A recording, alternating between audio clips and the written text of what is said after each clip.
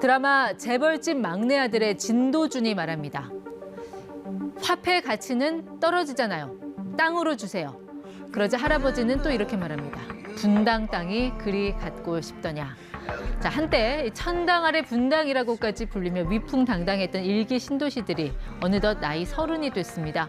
이제는 노쇠해버린 일기 신도시들의 대단지 아파트 재건축에 시동을 걸겠다며 정부가 특별법을 발의했습니다. 자세한 내용 김인만 부동산 경제연구소장과 알아보겠습니다. 네, 소장님 어서 오십시오. 안녕하세요.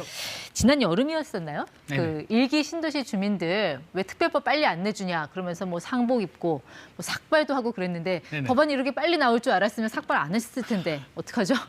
제 생각보다도 좀 빨리 나온 것 같습니다. 상복 입고 삭발하신 분은 내 덕분이다 이렇게 마음의 위안을 좀 삼으셔야 될 것 같습니다. 그러니까 일기 신도시라고 하면 네. 제가 이제 지도상에서 보면은 이제 일산 그리고 분당, 그렇죠. 또 평촌, 뭐 중동. 3번. 자, 이런 데를 위해서 특별법 발의하면 뭐 2기 신도시, 3기 신도시는 어떻게 되는 건가요?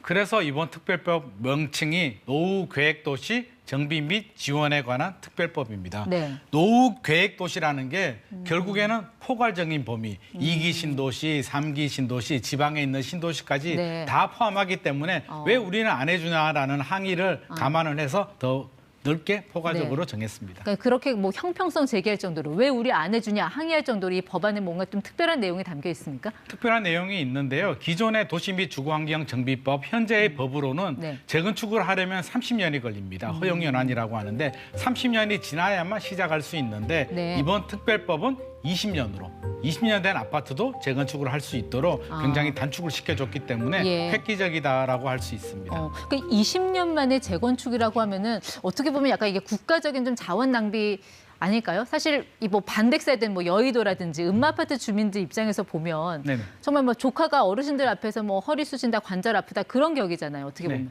20년이면 굉장히 짧고요. 사실 뭐 자원 낭비에 대한 비판의 목소리도 있는데 제가 예전에 일본에 이제 가서 부동산하고 미팅을 할 때 30년이라고 하니까 깜짝 놀라더라고요. 일본은 50년이 지나도 안 하는데 30년이면 깜짝 놀라는데 아마 이번에 20년이라고 하면 기절초풍할 것 같습니다. 굉장히 빠른데 정부 입장에서는 시간이 어차피 오래 걸리기 때문에 미리 계획하고 준비한다는 차원에서 20년으로 단축했습니다. 그러면 20년 된 아파트 단지는 뭐 규모 상관없이 다 재건축 가능한 겁니까? 아닙니다. 20년이 되더라도 조건이 있는데요. 100만 제곱미터, 우리가 네. 평으로 따지면 한 30만 평 정도 네. 이상의 택지만 가능합니다. 그거 안 되면요? 안 되면 안 되는 건 아니고요. 안 되면 합쳐서 인접 지역들 구도심과 합쳐서 100만 제곱미터 이상의 예. 그 조건을 충족을 하면 재건축이 같이 진행이 그 됩니다. 단지하고 단지를 통합해서 개발한다는 게 듣기에는 참 좋은데 네네. 이 어쨌든 돈이 걸린 문제고 뭐 네네. 용적률, 지분율 다 다를 텐데 이 단지들끼리 협의가 잘 될까요?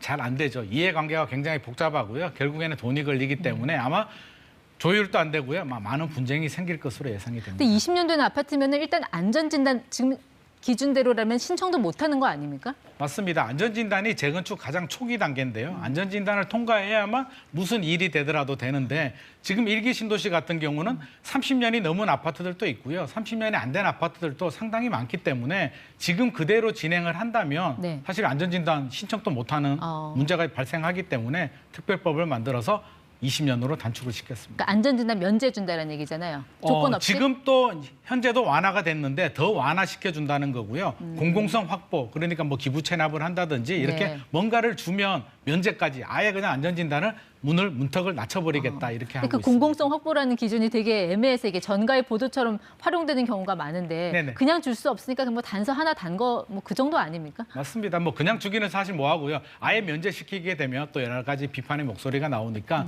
뭔가 명분이 있어야 되잖아요. 네. 공공성 확보해주면 뭔가 너희들이 내놓으면 우리는 면제해줄게라는 카드를 꺼내들었습니다. 그렇게 되면 그동안 안전진단 통과로 몇 년씩 고생했던 뭐 여의도라든지 그 목동의 아파트 막 기적을 이뤄냈습니다. 이렇게 환호했던 분들 입장에서 보면 좀 허탈할 수는 있겠네요. 굉장히 허탈할 수도 있고요. 우리는 도대체 뭐 한겨 뭐 이런 생각할 수도 있는데 이번 명칭이 노후 계획도시잖아요.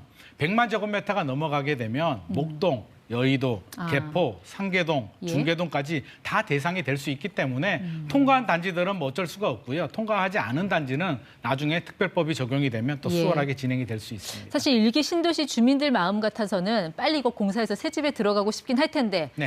언제쯤 뭐 집들이 할 수 있게 될까요? 언제쯤 이걸 좀 완공된 모습 볼 수 있을 걸로 기존 예상하세요? 재건축보다는 좀 단축을 시켜줍니다. 뭐 심의 과정도 단축을 시켜주고 여러 가지 한 5년 정도 단축을 시켜준다라고 하는데 이런 인허가 절차뿐만 아니라 시간이 오래 걸리는 게 결국 조합원들의 이해관계라든지 돈 문제, 사업성 문제가 걸리기 때문에 제 생각에는 특별법 통과되고 안전진단 통과가 되더라도 아무리 빨라도 10년이고요. 한 15년 이상 생각을 하셔야 될 것 같습니다. 용적률은 어떻게 됩니까?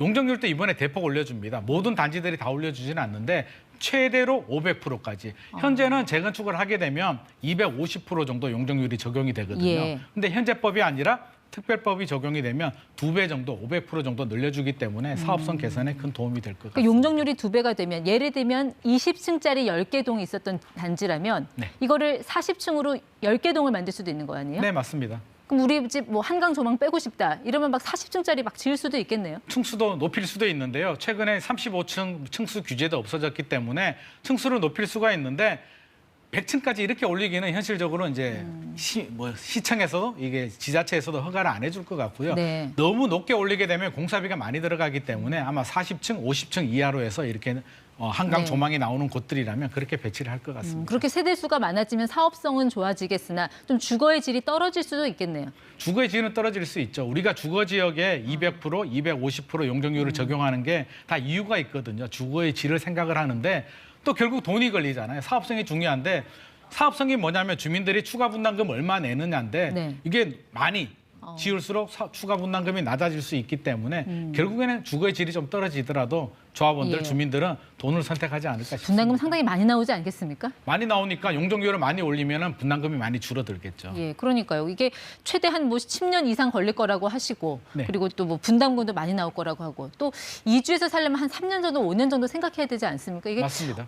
얼핏 들어도 이게 쉬울 것 같진 않은데 어떻게 될 걸로 보세요? 굉장히 산 넘어 산이고요. 여러 가지 분쟁들도 생길 거고 이주에 대한 또 문제도 생깁니다. 네. 지금 재건축 재개발이 문제가 이주 수요가 생기면 그 이주 수요 때문에 주변 지역의 집값, 전세 가격이 폭등하게 되고요. 그렇게 오른 가격이 다시 재건축 재개발 아파트의 가격을 올리는 그런 부작용들이 생기기 때문에 네. 이번 특별법 내용에서는 이주 단지를 만들어서 순환적으로 그러니까 이 뭐 특별 블록을 만들어서 여기 먼저 진행하고 또 네. 끝나면 다른 단지들 또 이주 수요 받고 이렇게 예. 진행을 하겠다라는 계획입니다. 그러니까 그게 순서 정해놓고 돌아가면서 하겠다는 건데 그게 잘 네. 될지는 모르겠습니다. 분쟁이 좀 생길 것 같습니다. 이 당장은 몰라도 네. 당장은 뭐 일기 신도시 주민들 입장에서는 뭐 가격이 호재가 될 수는 있겠습니다만 네. 장기적으로 봤을 때 한 10년 뒤를 바라봤을 때는 인구도 줄어 있을 테고 그때 가서 입주 물량 늘어나면 주변 집값은 하락할 수밖에 없을 것 같은데 그 가격 전망 같은 건 좀 어떻게 보세요?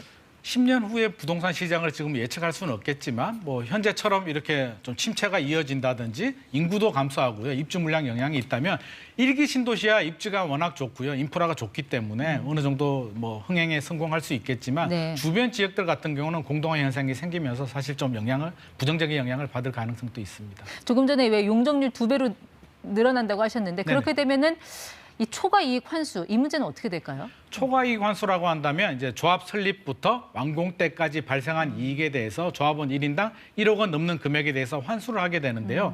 이게 끝난 다음이에요. 그래서 지금은 아직 모내기도 안 한 상태인데 숙련이 어떻게 되느냐 뭐 이렇게 이야기하는 거하고 똑같기 때문에 좀 길게 10년 이상 바라봐야 되고요. 10년 내에 초과이익 환수에 대한 네. 제도도 여러 가지 보완이 되든지 폐지가 될 수도 있기 때문에 지금 당장 논할 단계는 아닌 것 같습니다. 일기 신도시가 29만 가구잖아요. 네네네. 근데 지금까지 한 번도 해보지 않았던 정말 대규모 대단지 재건축 사업이기 때문에 여러 가지 또 문제도 있을 것 같은데 네. 이 둔촌 주공 같은 그런 전철은 밟지 않을지 뭐 좀 우려되는 점은 없습니까? 아무래도 물량이 너무 많다 보니까 지금 어떤 일이 생길지는 아무도 모릅니다. 처음 가보는 길인데 그래서 순환 개발을 하겠다는 거고요. 여러 가지 우여곡절이 예상이 됩니다.